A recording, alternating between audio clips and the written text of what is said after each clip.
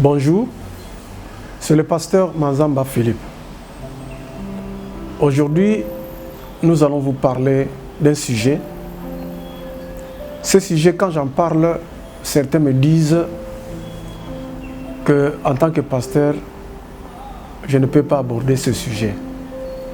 Mais je dois quand même en parler parce que je suis convaincu que l'Église a un message à dire par rapport au sujet que j'aborde aujourd'hui. Il ne s'agit pas d'une prédication. Le dimanche 25 juin 2023, j'étais en Mbanza-Ngungu, dans notre église locale de Mbanza-Ngungu, province du Congo central. J'avais prêché et dans le même culte, le pasteur titulaire avait appelé les élèves finalistes qui doivent présenter leurs examens de fin d'études secondaires, les examens d'État.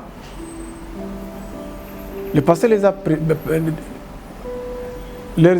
a présentés et a demandé aux serviteurs que je suis de prier pour ces élèves.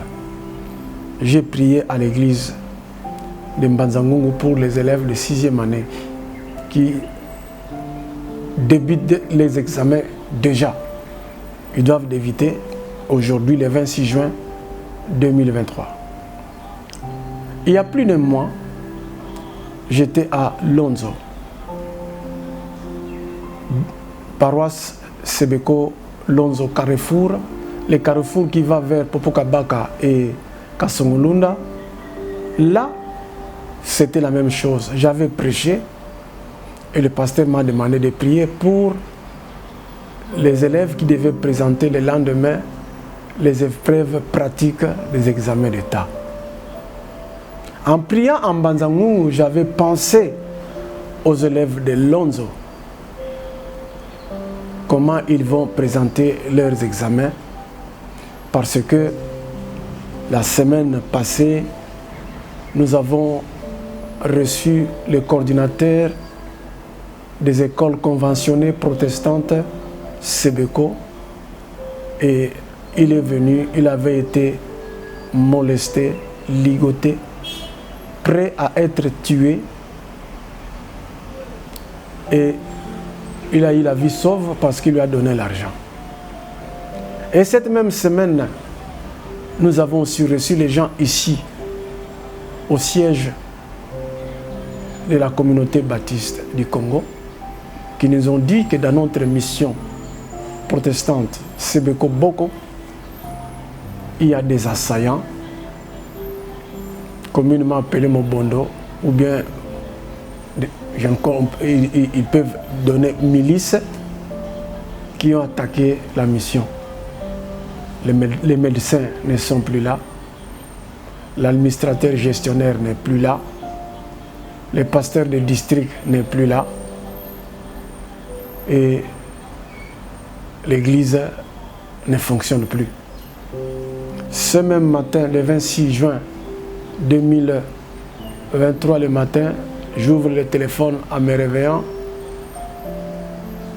Il y a un message SMS du pasteur de district de Popokabaka qu'il y a l'insécurité. Alors que le 16 juin, le pasteur m'avait donné un message disant qu'il y a le calme règne à Popokabaka. Les militaires ont instauré la sécurité. Mais aujourd'hui, aussitôt que le groupe qui a sécurisé Popo est parti, déjà, ces gens-là sont venus. Je voudrais dire que cette histoire-là, qu'on appelle Mobondo, ça c'est mon opinion, a basculé au banditisme.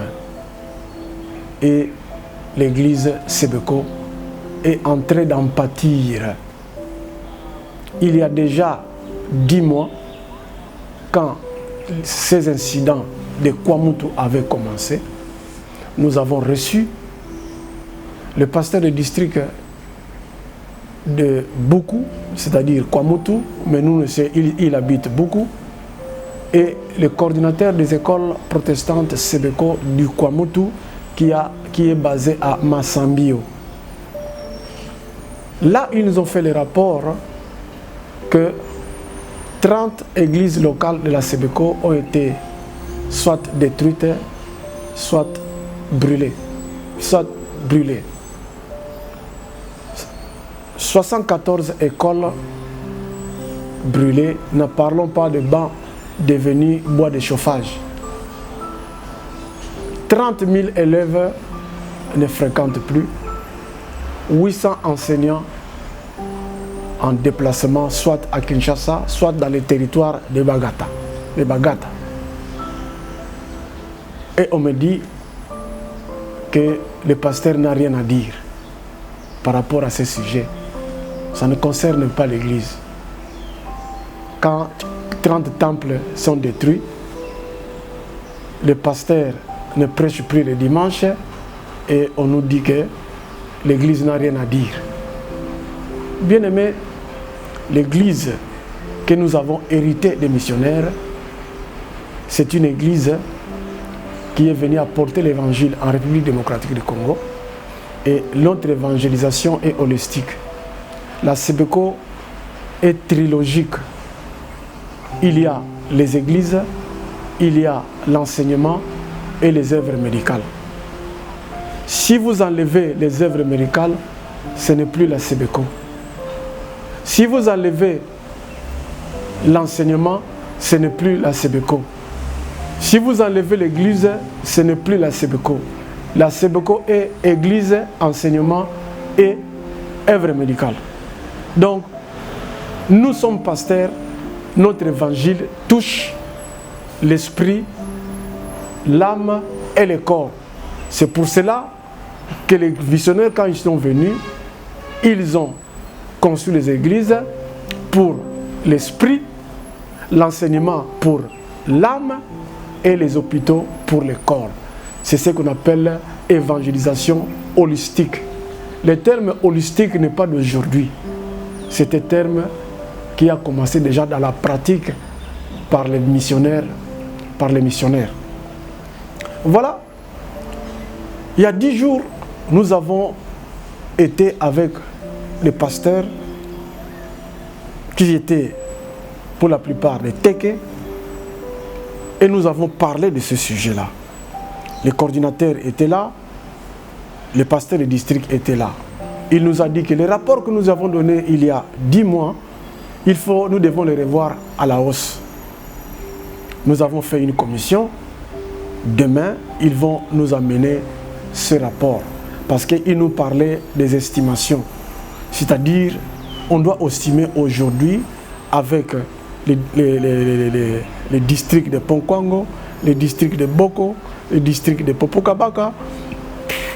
Nous pouvons estimer qu'il y a déjà dans les 200 écoles concernées, 2000 enseignants, 200 000 élèves, et les pasteurs, il y a déjà 200 pasteurs qui ne prêchent plus le dimanche. Souvent, nous accueillons des pasteurs qui viennent, nous les recevons. Ceux qui se sont déplacés à Kinshasa, ils viennent parfois nous parler de leurs problèmes sociaux. Il y a même dans la ville de Kinshasa des gens qui ont accueilli plus de 20 personnes. Il y a d'autres qui ont 30 bouches de surplus à nourrir. Nous sommes des Africains, nous ne cherchons pas les tantes, nous ne cherchons pas les neveux, nous ne cherchons pas les oncles qui ont fui l'insécurité pour venir chez nous. Donc, c'est pour dire que les problèmes nous concernent. Les problèmes nous concernent. C'est pour cela que je me suis dit que nous devons quand même parler. Nous devons parler. Les élèves, je me suis demandé, j'ai prié pour les élèves de Mbanzangoum. Aujourd'hui, ils sont en train de présenter les examens d'État. J'ai prié pour les élèves de Lonzo. Ma prière, est-ce que ces élèves-là, ils vont faire les examens? Voici que les élèves de Ngungu, L'année prochaine, parmi eux, certains seront à l'université. Mais pour les autres, qu'est-ce que nous disons? Notre Église, la communauté baptiste du Congo, offre à l'État congolais 5 centres des examens d'État. L'État congolais organise 5 centres pour passer, organiser 5 centres pour passer les examens d'État dans les territoires de Kwango. Le coordinateur m'a dit, c'est l'église Sebeko qui offre le plus grand nombre des installations scolaires pour faire passer les examens d'État. Ces installations ont été détruites, les autres brûlées. Et on ne sait pas. On parle de délocaliser cela vers Kwamutu avec une sécurité pour sécuriser les centres d'examen d'État. Mais j'ai posé la question au coordinateur, il m'a dit, mais ces élèves-là, les enseignants même pendant presque toute une année, le programme n'a pas été suivi, ils n'ont pas suivi les cours. D'autres même, l'information qu'on donne que les examens d'État ont commencé, ils ont tellement tourmenté par d'autres choses propres, je ne pense pas qu'ils vont se présenter au centre pour passer les examens d'État. C'est autant dire que il y a beaucoup de nos enfants qui ne vont pas se présenter, ont été détruites. Ici, aujourd'hui, dans le plateau de Bateke, l'église Sebeko a dépensé beaucoup d'énergie pour prêcher la bonne nouvelle. L'évangile de Jésus-Christ a transformé beaucoup de personnes. Les Teke, les Yaka sont devenus des pasteurs, des évangélistes. On a construit des églises presque partout. Aujourd'hui, nous étions avec certains de nos pasteurs qui sont du coin. Ils nous ont dit, nous avons des problèmes maintenant, même dans les villages, dans les affrontements. On nous dit, oh, pasteur, les autres là, ils sont en train de déterrer les fétiches de leurs ancêtres et pour nous tuer. On utilise les fétiches pour dans les affrontements. Parce que quand on vous coupe les fétiches là, l'arme blanche ne peut pas vous blesser, même les balles de fusil ne peuvent pas vous pénétrer. Nous avons laissé nos fétiches. Est-ce que nous avons prêché de laisser les fétiches? Maintenant, qu'est-ce que faire? Faut-il reprendre nos fétiches pour nous protéger? Ces problèmes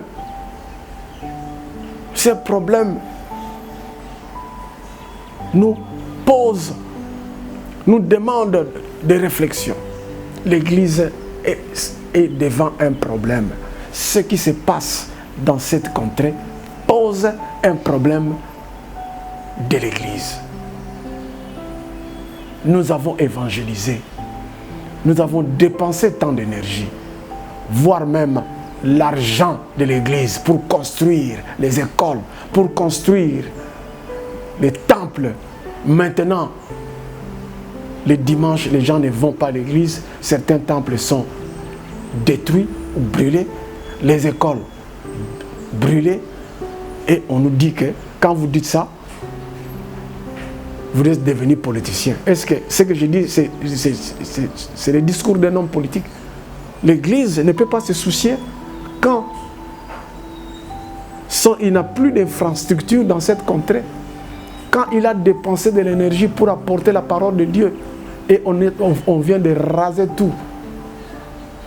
Bien-aimé dans le Seigneur, j'ai tenu à parler pour interpeller d'abord nous-mêmes dans l'église, les pasteurs, les diacres, les fidèles, tous celui qui croient en Christ comme Seigneur et Sauveur, de se lever, de réfléchir, même de prier pour voir ensemble qu'est-ce que nous pouvons faire par rapport à ces phénomènes, quand les autres disent Mobondo, que moi, je respecte aussi vos opinions, je peux qualifier cela comme du banditisme. Parce que l'alibi donné pour expliquer qu'il s'agit des affrontements entre les Téké et les Yaka, cet alibi-là ne me convainc pas. Parce que moi, comme pasteur, j'ai été là-bas dans ce coin, j'ai prêché la bonne nouvelle en coin, j'ai vécu avec les Téké et les Yaka. Je ne comprends pas cela. Bien-aimés dans le Seigneur, cette affaire, ce n'est pas l'affaire des chefs coutumiers. Ce n'est pas l'affaire des chefs de terre. Vous prenez le micro pour permettre à ces gens-là de parler sur ces problèmes. Si nous vivons ce que nous vivons, voilà les promoteurs de ce que nous pensons. Vous dites que la Bible n'a rien à nous dire par rapport à ce qui se passe dans le Kwamutu, par rapport à ce qui se passe dans le Kwang. Déjà dans la Bible, si vous suivez très bien, la Bible nous enseigne, nous renseigne que les éleveurs, quand le nombre de bêtes augmente, il y a toujours des conflits. Abraham et Lot ont connu ces conflits-là. Abraham a dit à son neveu, Lot, si tu pars à gauche, moi je pars à droite. Si tu pars à droite, moi je pars à gauche. Même si nous suivons l'histoire du monde depuis l'Antiquité, les éleveurs ne vivent pas ensemble avec des agriculteurs. La terre des agriculteurs, il faut laisser les agriculteurs. On ne prend pas les éleveurs pour les amener dans la terre des agriculteurs. Nous, le peuple Yaka, le peuple Téké, le peuple Congo, c'est un peuple agricole. Quand les chefs de terre, qui d'habitude savent, ils gèrent des conflits de chèvres ou de moutons qui broutent dans les champs, ils savent que c'est un conflit. Et ces mêmes chefs de terre-là prouvent leur amateurisme en prenant des vaches pour les amener dans les terres où vivent des agriculteurs. Vous nous dites que c'est une erreur? Non. Quelqu'un ne peut pas être ignorant jusqu'à ce niveau-là. Les agriculteurs et les éleveurs ne vivent pas ensemble.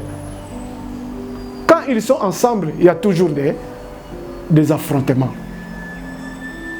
Cette contrée-là, c'est une contrée des agriculteurs. L'autorité qui prend des vaches, grande quantité, 100, 200, il les déplace là où vivent les agriculteurs, sachez-le, il sait très bien ce qu'il cherche.